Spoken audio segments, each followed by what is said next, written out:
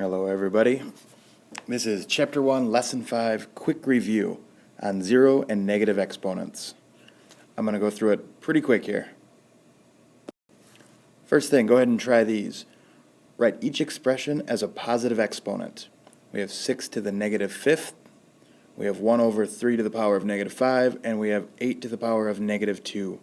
Rewrite those as a positive exponent. Hit pause while you try them. Alright, 6 to the negative fifth just comes out to 1 over 6 to the fifth. Now I've got 1 over 3 to the power of negative 5. The first thing we need to do is realize that 3 to the power of negative 5 is the same as 1 over 3 to the fifth power. That right there is our denominator. Our numerator of 1 stays the same. Then we just start going through and we make it simpler and simpler as we go. Once we see that 1 over 1 divided by 1 over 3 to the fifth, we know that to divide fractions we keep, change, flip. So I'm going to keep the 1 over 1, change the sign from division to multiplication, and then I'm going to take the reciprocal, or flip, my last fraction. So now it says 3 to the fifth over 1. When I multiply fractions, I go straight across. 3 to the fifth times 1 is 3 to the fifth, and 1 times 1 is 1.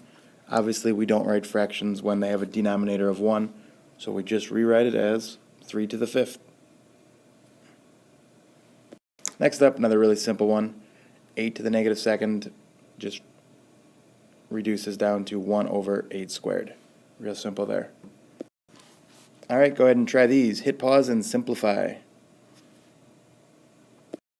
There we go. We remember that if they have the same base, different exponents, and we're multiplying, I just add them. I know negative 4 plus 2 is negative 2. Remembering the things from the last slide about negative exponents, converts there, and because 3 squared is very simple, I can just take it to 1 over 9. Other one's a little simpler. 5 plus a negative 3 gives me a positive 2, and I'm left with x squared.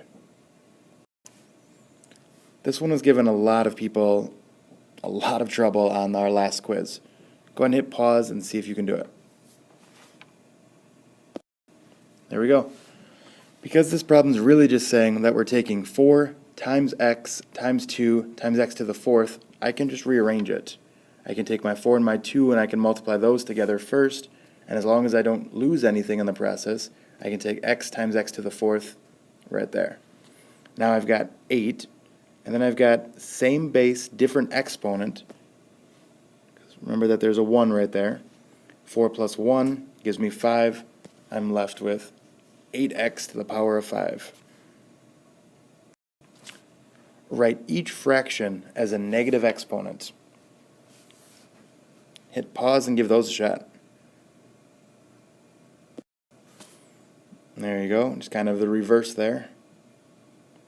I knew that 25 was 5 squared. I suppose I also would have accepted 25 to the negative first. I guess that's a pretty lazy way to do it, but I suppose it is correct. And that's your quick review on Chapter 1, Lesson 5.